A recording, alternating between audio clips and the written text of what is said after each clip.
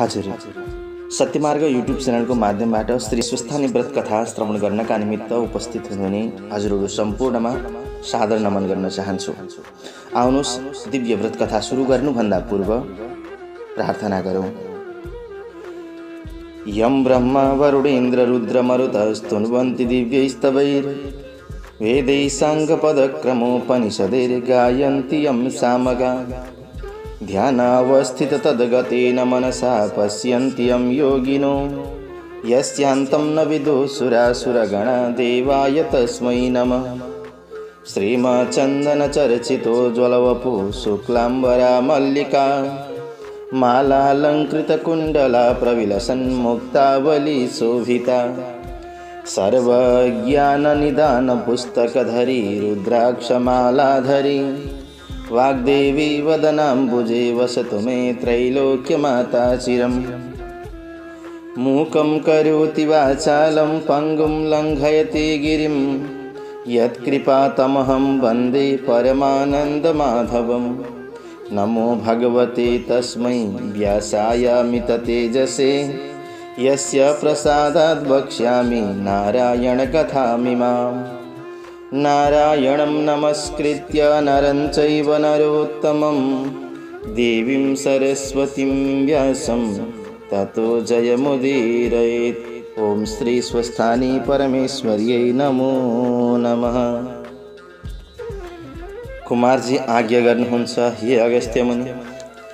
त्यसपछि महादेवले आफ्नी स्त्री सतीदेवीलाई सम्झनुभयो अनि दक्ष प्रजापतिले यज्ञ गरेको ठाउँमा गएर यज्ञकुण्डमा प्रवेश गरेकी सतीदेवीलाई देख्न साथ हा प्रिय भन्दै त्यहाँबाट झिकेर काखमा लिएर तिनै आँखाबाट बर र अश्रुका धारा खसाले।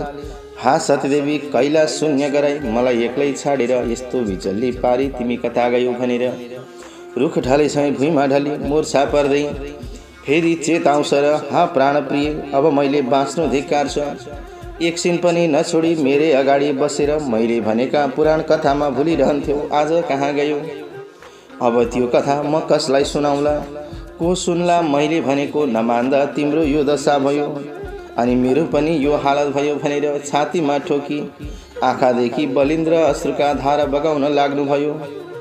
फेरि मनले सम्झिनुहुन्छ अनि भन्नुहुन्छ, हे प्यारी, मेरो खाने वस्तु विष भाङ धतुरो मेरै स्वामीले खाने वस्तु हो भनेर तिमीले जतनसित राखिदिन्थ्यौ, अब त्यो कसले गरिदेला? फेरि कतैबाट आउँदा हातमा कमण्डलो लिएर चाँडै पाउथुन ढोकामा उभिरहन्थ्यौ, अब त्यो अनुहार मैले कहाँ देख्न पाउला? हे प्राणप्रिया, तिमी बिना मैले यो मन कसरी थाम्ने, कसरी बुझाउन सक्ने भनेर कहिले मुख हेरिरहने, कहिले मुहाई खाने, कहिले छातीमा हात राख्ने र कहिले आलिङ्गन गर्ने, कहिले सतीदेवीको हात आफ्ना छातीमा राख्ने। यसरी नाना शोक गरी सतीदेवीलाई पीठमा बोकी हा सतीदेवी भन्दै बहुला जस्तै भएर पृथ्वी भ्रमण गरी हिँड्न लाग्नुभयो। श्री महादेवले पीठमा राखेकाले सतीदेवी गल्न पनि सकिनन्, दुर्गन्ध पनि भइनन्, निन्द्रामा परेकी जस्तै सुतिरहिन्।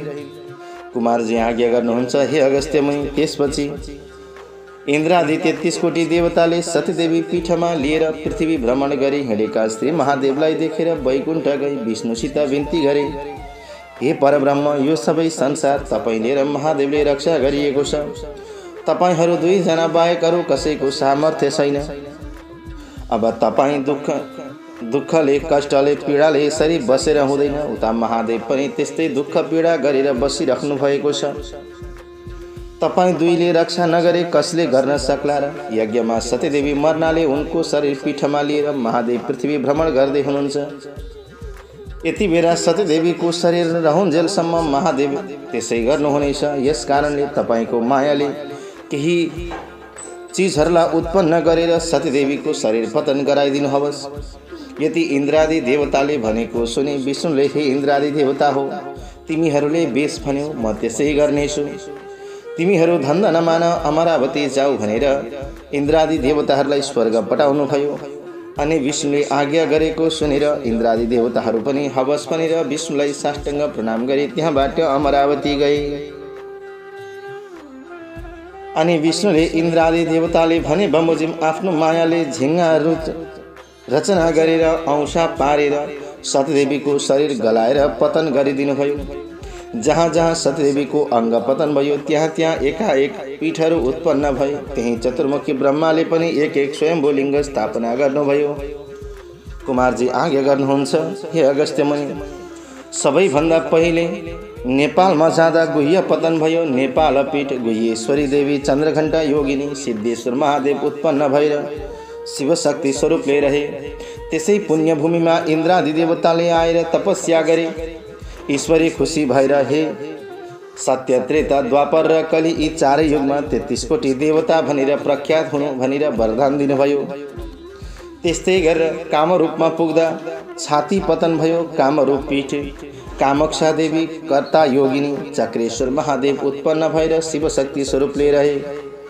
त्यस पुण्यभूमिमा यक्षगणले आएर तपस्या गरे। ईश्वरी प्रसन्न भएर स्वर्गीय मर्त्य र पाताल तीनै लोकमा यक्षगण भनेर प्रख्यात भइस् भनेर वरदान दिनुभयो। फेरि पौरबन्धनमा पुग्दाखेरि दाहिने कान पतन भयो। पौरबन्धन पीठ अम्बिका देवी चन्द्रभेगा योगिनी धनेश्वर महादेव उत्पन्न भएर शिवशक्ति स्वरूपले रहनुभयो। त्यस युद्धभूमिमा दैत्यगणले आएर तपस्या गरे। ईश्वरी प्रसन्न हुनुभयो र देवगणलाई जित्न सकेस् भनेर वरदान दिनुभयो। अनि त्यसपछि काश्मीरमा पुग्दा जिब्रो पतन भयो। काश्मीर पीठ शारदा देवी घोरघण्टा योगिनी श्रमधारेश्वर महादेव उत्पन्न भएर शिवशक्ति स्वरूपले रहनुभयो। त्यसै पुण्यभूमिमा किन्नरगणले आएर तपस्या गरे अनि ईश्वरी प्रसन्न भइन्। मनोवाञ्छित अर्थात् मनले चिताएका सबै कुराहरू सिद्ध होस् भनेर वरदान दिनुभयो। अनि कान्यकुब्जमा पुग्दा आङको छाला पतन भयो। कान्यकुब्ज पीठ झङ्केश्वरी देवी चन्द्रा योगिनी दुग्धेश्वर महादेव उत्पन्न भएर शिवशक्ति स्वरूपले रहनुभयो।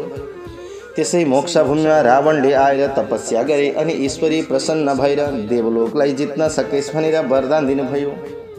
त्यस पश्चात पुण्यगिरीमा पुग्दाखेरि बायाँ कान पतन भयो। पुण्यगिरी पीठ पूर्णादेवी कपाल कुण्डला योगिनी चन्द्रेश्वर महादेव उत्पन्न भएर शिवशक्ति स्वरूपले रहनुभयो। त्यस पुण्यभूमिमा गन्धर्वगणले आएर नाचगान गरे, तपस्या गरे। ईश्वरी प्रसन्न भएर इन्द्रका अगाडि कहिल्यै पनि नचुक्नु भनेर वरदान दिनुभयो। तत्पश्चात आमुण्डाचलमा पुग्दा हात पाउको नङ पतन भयो। आमुण्डाचल पीठ पुकम्बी देवी कालिका योगिनी इच्छाभिरुकेश्वर महादेव उत्पन्न भएर शिवशक्ति स्वरूपले रहनुभयो। त्यस सिद्धभूमिमा नारद ऋषिले आएर तपस्या गरे अनि ईश्वरी प्रसन्न भई तिम्रो वाक्य सिद्ध होस् भनेर वरदान दिनुभयो। तत्पश्चात अस्ताकमा पुग्दा दाहिने हात पतन भयो। अस्तातक पीठ कर्तेश्वरी देवी एकाक्षी योगिनी निद्रापतीश्वर महादेव उत्पन्न भएर शिवशक्ति स्वरूपले रहनुभयो। त्यस पुण्यभूमिमा राधिकागणले तपस्या गरे। ईश्वरी प्रसन्न भएर सदा सर्वदा कृष्णको दाहिने हुनु भनेर वरदान दिनुभयो। त्यहाँबाट एकाभरमा पुग्दा बायाँपट्टिको आँखा पतन भयो। एकाभर पीठ सिद्धेश्वरी देवी सिद्धा योगिनी दधीश्वर महादेव उत्पन्न भएर शिवशक्ति स्वरूपले रहनुभयो। त्यसै पुण्यभूमिमा कर्णवीर आदि श्मशानले तपस्या गरे। ईश्वरी प्रसन्न भएर सम्पूर्ण मृतकलाई दाह गर्न सक्नु भनेर वरदान दिनुभयो। तत्पश्चात त्रिश्वेतमा पुग्दाखेरि मलद्वार पतन भयो। त्रिश्वेत पीठ महाकालेश्वरी देवी विकटदन्ता योगिनी त्रिपुरेश्वर महादेव उत्पन्न भएर शिवशक्ति स्वरूपले रहनुभयो। त्यस पुण्यभूमिमा यमराजले नाना उपचारले पूजा गरेर तपस्या गरे। ईश्वरी प्रसन्न भएर ब्रह्माको सृष्टिको संहार गर्न सक्नु भनेर वरदान दिनुभयो। अनि कामरोष्टमा पुग्दा कण्ठ पतन भयो। कामरोष्ट पीठ कामिनी देवी लम्बिका योगिनी कालेश्वर महादेव उत्पन्न भएर शिवशक्ति स्वरूपले बस्नुभयो। त्यस पुण्यभूमिमा पनि पृथ्वीले नाना उपचारले पूजा गरिन् अनि तपस्या गरिन्। ईश्वरी प्रसन्न भएर सृष्टिलाई स्थान दिनु भनेर वरदान दिनुभयो। तत्पश्चात कैलाश पर्वतमा पुग्दाखेरि दाहिने पाउ पतन भयो। कैलाश पीठ पार्वती देवी अम्बिका योगिनी विश्वम्भरेश्वर महादेव उत्पन्न भएर शिवशक्ति स्वरूपले रहनुभयो। त्यस सिद्धभूमिमा ब्रह्माले अनेक तरहले यज्ञ गरेर तपस्या गर्नुभयो अनि ईश्वरीले प्रसन्न भएर वरदान माग भन्दाखेरि ब्रह्माले स्वर्ग मर्त्य र पाताल तीनै लोकको सृष्टि गर्न सकौँ भनेर मागे। ईश्वरले पनि तथास्तु भनेर वरदान दिनुभयो। तत्पश्चात भृगुमा पुग्दा माथिल्ला दाँत पतन भए। भृगुपीठ मीनाक्षी देवी वज्रदेहा योगिनी सत्येश्वर महादेव उत्पन्न भई शिवशक्ति स्वरूपले रहनुभयो। त्यस पुण्यभूमिमा धर्मदत्त राजाले योग मार्गले तपस्या गरे अनि ईश्वरीय प्रसन्न भएर तिमीलाई कसैले जित्न नसकोस् भनेर वरदान दिनुभयो। तत्पश्चात केदारमा पुग्दाखेरि बायाँ हात पतन भयो। केदार पीठ केदारेश्वरी देवी मुण्डा योगिनी काटेश्वर महादेव उत्पन्न भएर शिवशक्ति स्वरूपले रहनुभयो। त्यस पुण्यभूमिमा एकादश रुद्रले आएर योग मार्गले तपस्या गरे। ईश्वरीले प्रसन्न भएर वरदान ल्याऊ भनिन्। एकादश रुद्रले हामी सबैको बराबर हुन सकौँ भनेर वरदान माग्यो। ईश्वरीले तथास्तु भनेर वरदान दिनुभयो। तत्पश्चात चन्द्रपुरमा पुग्दा दाहिने आँखा पतन भयो।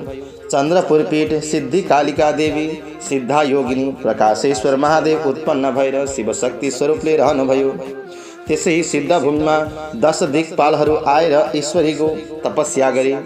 ईश्वरी प्रसन्न भएर तिमीहरूका आफ्ना आफ्ना दिशामा स्थिर हुनु भनेर वरदान दिनुभयो।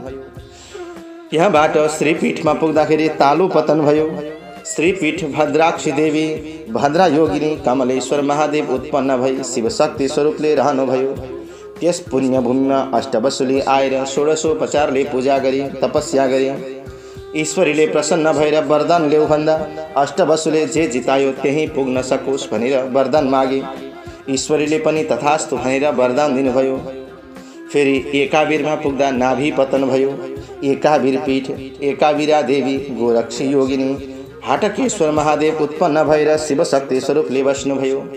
त्यसै पुण्यभूमिमा नागहरूले हीरा मोती आदि नाना रत्न चढाएर ईश्वरीको पूजा गरे। ईश्वरीले पनि प्रसन्न भएर वरदान माग भन्दा नागहरूले सप्त पातालका अधिपति हुन सकौँ भनेर वरदान मागे। ईश्वरीले तथास्तु भनेर वरदान दिनुभयो। 18औं नम्बरमा जालन्धरमा पुग्नुभयो। जालन्धरमा पुग्दा तल्लो ओठ पतन भयो। जालन्धर पीठ जालपा देवी ज्वालामुखी योगिनी पिशाचेश्वर महादेव उत्पन्न भएर शिवशक्ति स्वरूपले रहनुभयो। त्यस सिद्ध भूमिमा कामधेनु गाईले नित्य दूध चढाई तपस्या गरिन्। ईश्वरीले प्रसन्न भएर वरदान ल्याऊ भनेर भन्दाखेरि कामधेनुले मेरो दूध गोबर र गहुँत पवित्र होस् भनेर मागिन्। ईश्वरीले पनि तथास्तु भनेर वरदान दिनुभयो। फेरि मल्लवीमा पुग्दा बायाँ पैतालो पतन भयो। मल्लवी पीठ महाकाली देवी कराली योगिनी भूपालेश्वर महादेव उत्पन्न भएर शिवशक्ति स्वरूपले रहनुभयो। त्यस पवित्र भूमिमा 12 आदित्य अर्थात् 12 सूर्यले तपस्या गरी ईश्वरले प्रसन्न भएर वरदान माग भन्दा उनीहरूले 12 महिनाको अधिपति हुन सकौँ भनेर मागे। ईश्वरले पनि तथास्तु भनेर वरदान दिनुभयो। तत्पश्चात कुशलान्तमा पुग्दाखेरि कपालको केश पतन भयो। कुशलान्तक पीठ श्मशान काली देवी भूतघण्टा योगिनी क्षीरेश्वर महादेव उत्पन्न भएर शिवशक्ति स्वरूपले रहनुभयो। त्यस सिद्ध भूमिमा अश्विन्यादि 27 नक्षत्रले तपस्या गरे। ईश्वरले प्रसन्न भएर वरदान ल्याऊ भन्नुभयो। नक्षत्रहरूले पनि ज्योतिष शास्त्र हाम्रो अधीनमा होस् भनेर वरदान मागे। ईश्वरले तथास्तु भनेर दिनुभयो। 21औं नम्बरमा देवीकोटमा पुग्नुभयो। देवीकोटमा पुग्दा देव्रे घुँडो पतन भयो। देवीकोट पीठ भद्राक्षी देवी ललिता योगिनी मातेश्वर महादेव उत्पन्न भएर शिवशक्ति स्वरूपले रहनुभयो। त्यस सिद्ध भूमिमा मेष आदि 12 राशिले तपस्या गरे। ईश्वरले प्रसन्न भएर वरदान माग भन्नुभयो। राशिहरूले मनुष्यहरू हाम्रा अधीनमा रहन् भनेर मागे। ईश्वरले पनि तथास्तु भनेर वरदान दिनुभयो। त्यहाँबाट गोकर्णमा पुग्नुभयो। गोकर्णमा पुग्दाखेरि माथिल्लो ओठ पतन भयो। गोकर्ण पीठ भैरवी देवी एकजङ्घा योगिनी जागेश्वर महादेव उत्पन्न भएर शिवशक्ति स्वरूपले रहनुभयो। त्यस पुण्यभूमिमा विष्कुम्बादी योगले आएर महाकष्टले तपस्या गरे। ईश्वरले प्रसन्न भएर वरदान ल्याऊ भन्दा योगहरूले ज्योतिष शास्त्र हाम्रो अधीनमा रहन् भनेर मागे। ईश्वरले पनि तथास्तु भनेर वरदान दिनुभयो। फेरि मातुलेश्वरमा पुग्दा दाहिने स्तन पतन भयो। मातुलेश्वर पीठ योगेश्वरी देवी पिङ्गला योगिनी बुधराधेश्वर महादेव उत्पन्न भएर शिवशक्ति स्वरूपले रहनुभयो। त्यस रत्नभूमिमा कश्यपादी ऋषिहरूले तपस्या गरे। ईश्वरले प्रसन्न भएर वरदान ल्याऊ भन्दा ऋषिहरूले चतुर्वेद हाम्रा अधीनमा हुन् भनेर मागे। ईश्वरले तथास्तु भनेर वरदान दिनुभयो। अनि अट्टहासमा पुग्दाखेरि तल्ला दाँत पतन भए। अट्टहास पीठ भ्रमरी देवी शङ्खधरा योगिनी सप्तभूतेश्वर महादेव उत्पन्न भई शिवशक्ति स्वरूपले रहनुभयो। त्यस पुण्यभूमिमा बागमती आदि गङ्गाहरूले जल चढाएर भक्ति गरे। ईश्वरले प्रसन्न भएर वरदान ल्याऊ भन्दा बागमती आदि गङ्गाले हामीमा भुक्ति मुक्तिको अधिकार होस् भनेर मागे। ईश्वरले पनि तथास्तु भनेर वरदान दिनुभयो। फेरि वाराणसीमा पुग्दाखेरि शिर पतन भयो।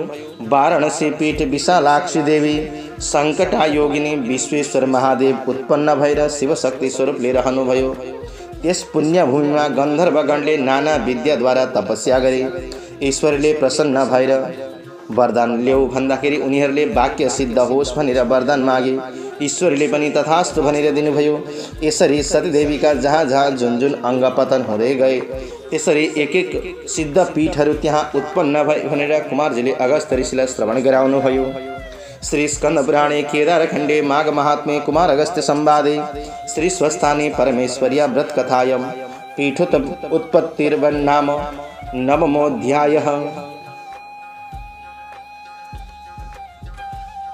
यसरी भगवान भोले बाबाले आफ्नो पिठ्यौमा बोकेर सतीदेवीलाई जहाँ जहाँ पुर्याउनु भयो त्यहाँ त्यहाँ किरा औँसाबाट पीठहरू पतन हुँदै गएर पीठ पतन जहाँ जहाँ भएका छन् त्यहाँ त्यहाँ एउटा एउटा शिवलिङ्ग उत्पन्न भए भनेर वर्णन गर्नुभयो। दर्शक महानुभावहरू, अनि यसरी दिव्य कथालाई हामीले श्रवण गरिसक्यौँ। अब आउनुहोस् अन्तिममा पुष्पाञ्जलि गरौँ। उपनयतु मङ्गलं वः सकल जगन् मङ्गलालय श्रीमान् दिनकर किरण निबोधित नवनलिन दल निवेक्षण कृष्णः काले वर्षतु पर्जन्य पृथिवी सस्यशालिनी देशोऽयं क्षोभरहितो ब्राह्मणाः सन्तु निर्भया अपुत्रा पुत्रिणः सन्तु पुत्रिणः सन्तु पौत्रिणः निर्धना सधना सन्तु जीवन्तु शरदां शतम् तत्रैव गंगा यमुना च तत्र गोदावरी सिन्धु सरस्वती च तीर्थानि सर्वाणि वसन्ति तत्र यत्र चितोदार कथा प्रसंग या कुन्देन्दु तुषारहार धवला या शुभ्रवस्त्रावृता या वीणा वरदण्ड मंडितकरा या श्वेत पद्मासना या ब्रह्माच्युत शंकर प्रभृतिर्देवैः सदा वन्दिता सा मां पातु सरस्वती भगवती निःशेषजाड्यापहा कायेन वाचा मनसीन्द्रियैर्वा बुद्ध्यात्मना वा प्रकृति स्वभावात् करोमि यद्यत् सकलं परस्मै नारायणायेति समर्पयेतत्। ओम श्री स्वस्थानी परमेश्वर्यै नमो नमः। आफ्नै दर्शन, आफ्नै धर्म र आफ्नै संस्कृति सधैँ एक कदम अगाडि सत्य मार्ग नेपाली अनलाइन।